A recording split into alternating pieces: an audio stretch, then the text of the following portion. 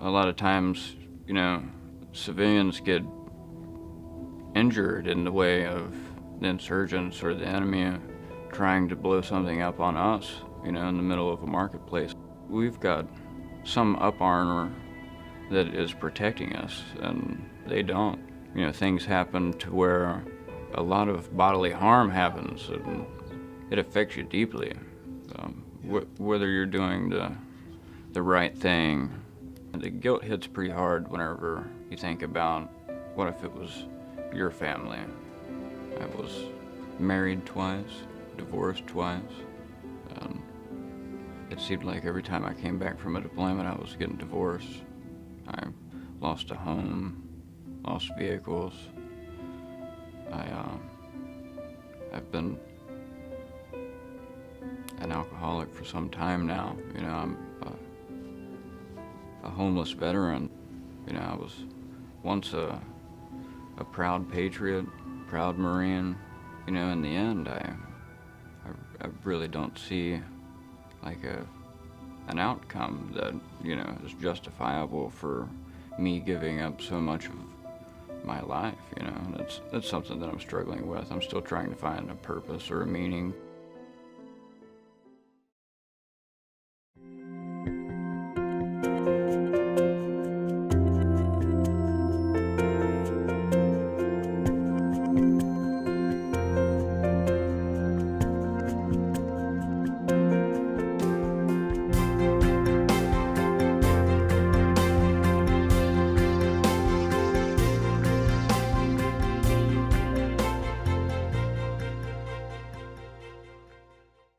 Health science has identified a number of mental health disorders that may result from trauma, including PTSD and depression.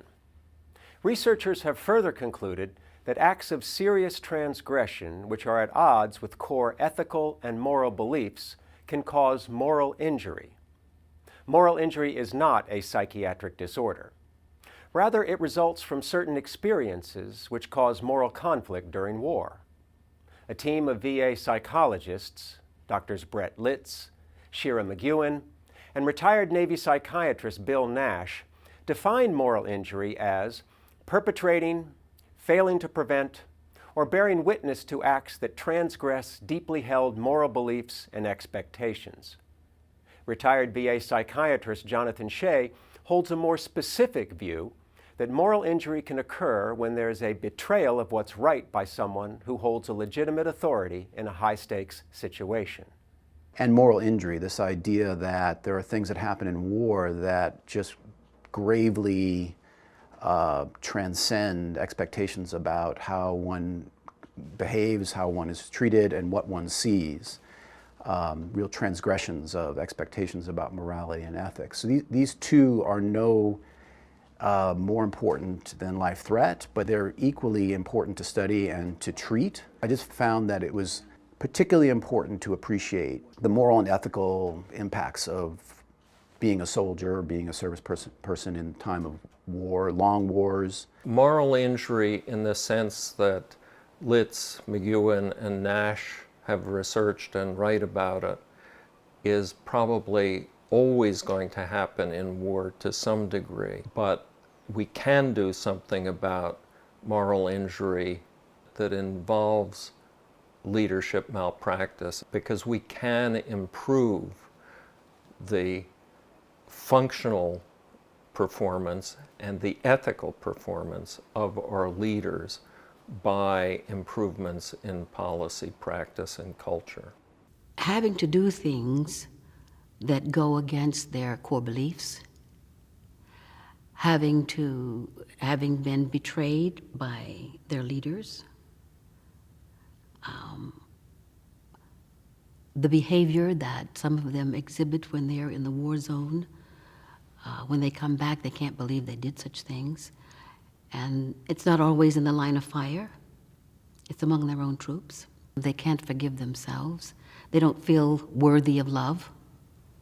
How could anybody love me after I've done what I've done, kind of thing. So there's guilt, there's shame.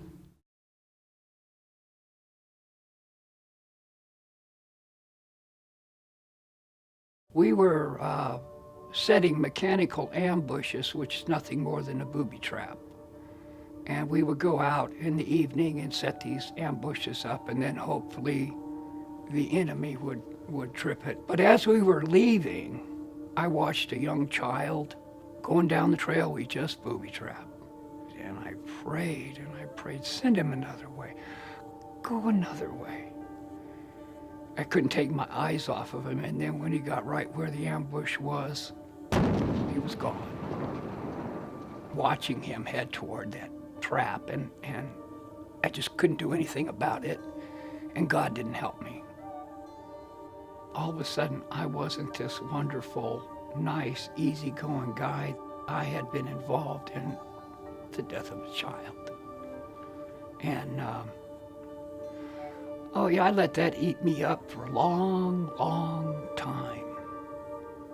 I also felt I was never going to have a son because I had killed a boy in Vietnam. Not only did they get hurt or see people get hurt, but they inflicted hurt.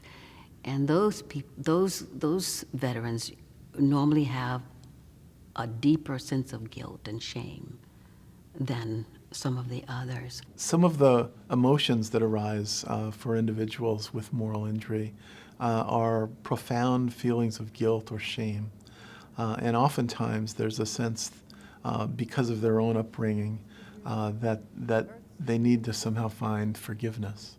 Forgiveness is not the same as forgetting. It's not condoning wrong.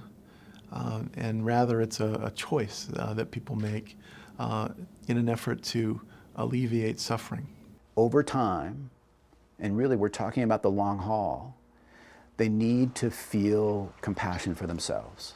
That good is possible, that forgiveness is possible.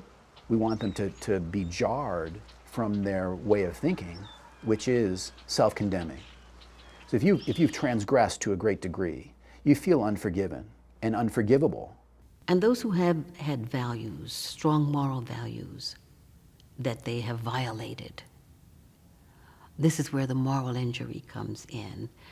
Even though they have every right to kill because they're in war. They're trained to kill, but the Bible says, thou shalt not kill. And when they get back, the shame is overwhelming, the guilt is overwhelming.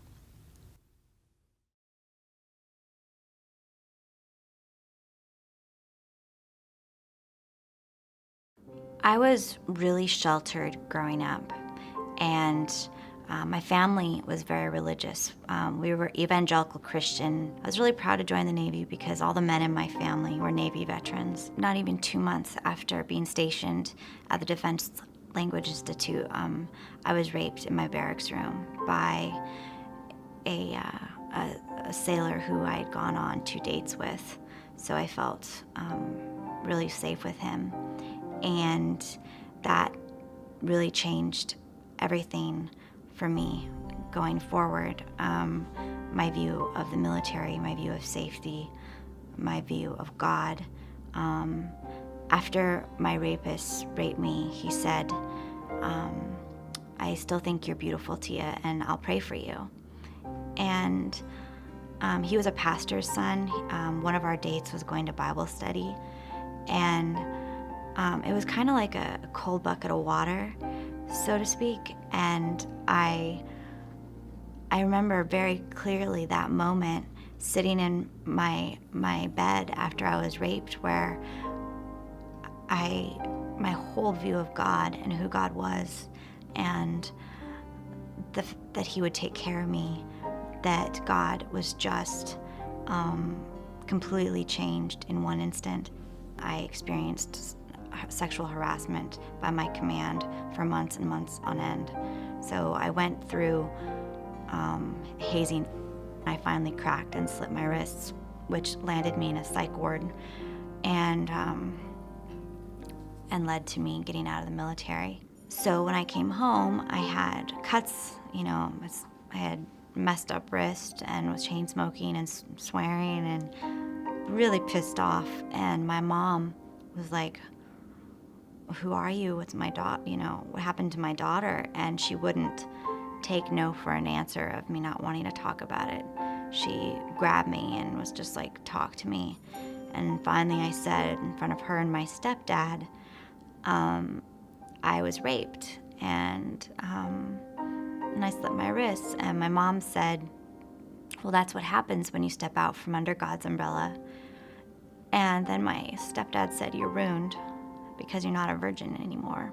And the Navy, who I trusted implicitly and respected, didn't help me. My parents didn't help me. God didn't help me. And God wasn't there.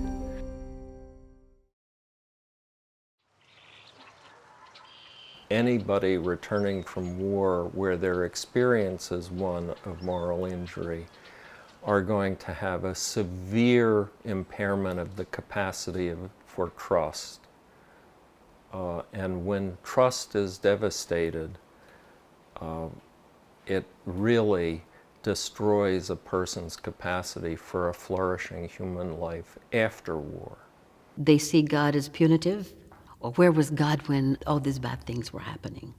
And if God is so good, why did he let all this happen? Moral injury is a wound to the whole human critter, and the whole human critter at every instance is brain, mind, society, and culture.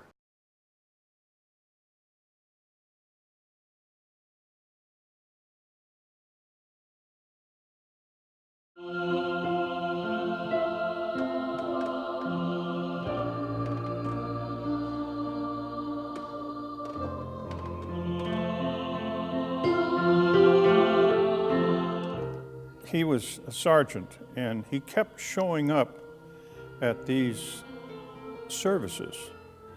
And I was playing for the Catholic and the Christian and the Jewish, and he was at each one of them. One day I saw him at all these services, and I asked him, I says, hey, wait a minute, what are you? He says, I'm an atheist. And we became very close friends after a while. He was cut in half by a machine gun, and I was right next to him. I began praying, and he was still conscious. The minute that I started praying over him, he said, Lou, he said, don't do this to me. He said, this is a dishonor to me. And all I'm doing is praying for his soul. And he said, I don't believe this. Let me die honestly as what I am. For years after this, I couldn't get over that. It affected me like a bullet hitting me. It was a shock.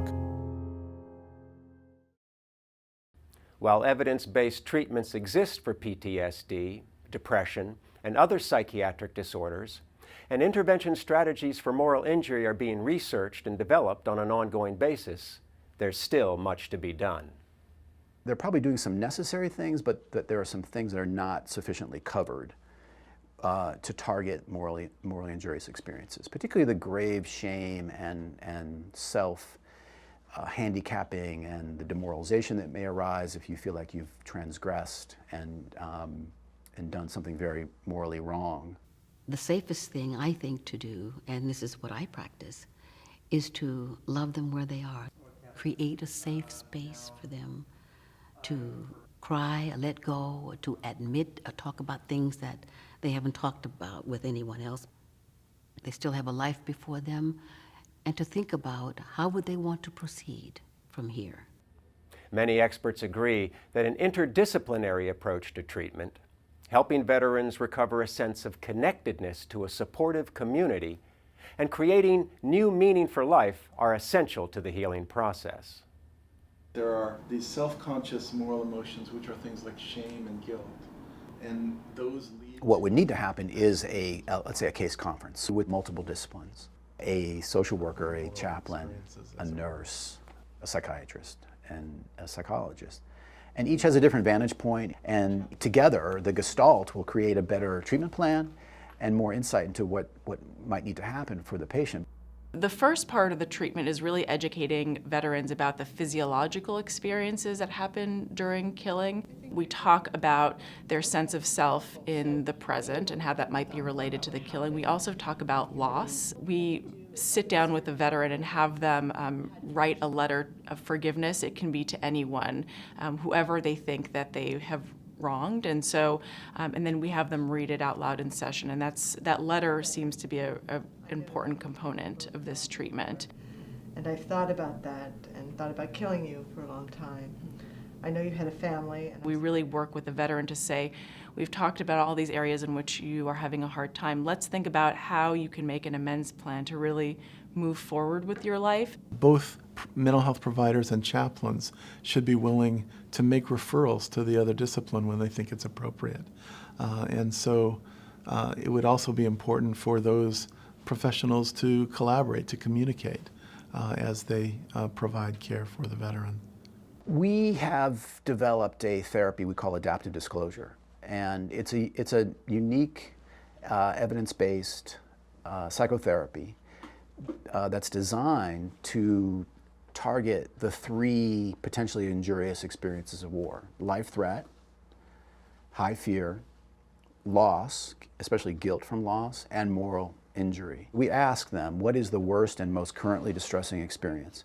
If that event is life threat and high fear, we use prolonged exposure. And if it's guilt related to loss, we do a different set of techniques. And then if it's a morally injurious experience, what we do is we have the Marine have a healing, hopefully healing conversation in imagination with a compassionate, forgiving moral authority in their lives. And this procedure is akin to confession. Chaplains, they are particularly expert at compassion and forgiveness. What is happening in the person's world, in their families, in their communities, and what is the plan for the long haul? One of the things that's a common experience for veterans struggling with moral injury is a sense of feeling isolated and alienated from the world. And so in terms of recovery, having activities that you can do with other people, engaging with people in a healthy and enjoyable way, we think is one element of making that kind of connection to a life that's worth living. Recovery from moral injury happens only in community. Really effective community is the community of one's peers. The veterans do the heavy lifting with each other, and that's where recovery from moral injury takes place.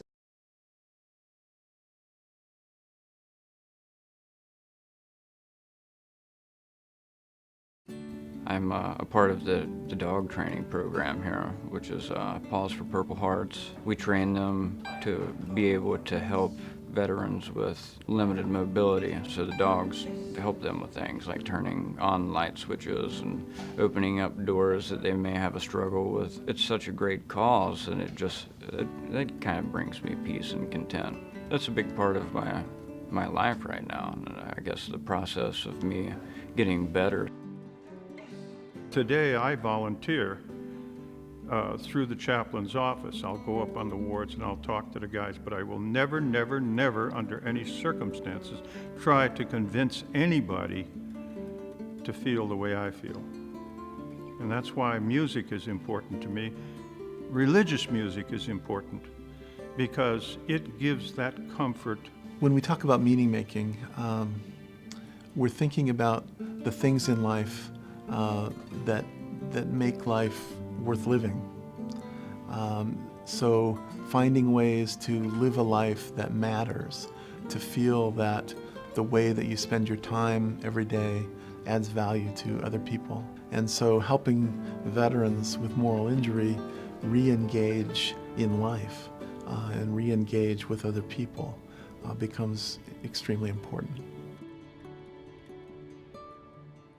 The spiritual piece is the piece that makes the mental health piece work.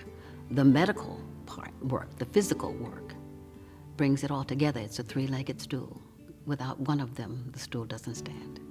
We remember 9/11 every year, and For me, that reminds me of my discharge every year, and that's really painful.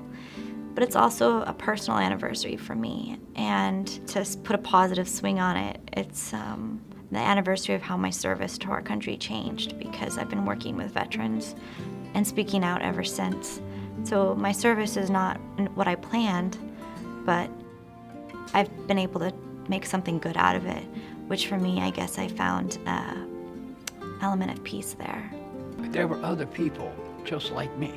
That was the first thing that I realized when I began my treatment, and specifically the PTSD program here at Menlo Park. ACT is my favorite, acceptance commitment therapy. You know, my mind still tells me the same stuff it told me 40 years ago, but I know how to process it, and I know how to tell it thank you for the thought, but I think I will move on in another direction. I've been in the VA system, healthcare system, since 2002, and honestly, I don't think I'd be as functional as I am if it wasn't for my continued VA healthcare. I know I can't change those things that happen. It's only part of my history now. With good spirituality and good psychology and mental health, what you can't cure can be transcended. You can get beyond it. I like to use the adage that they say in boot camp of you're stronger than you think you are.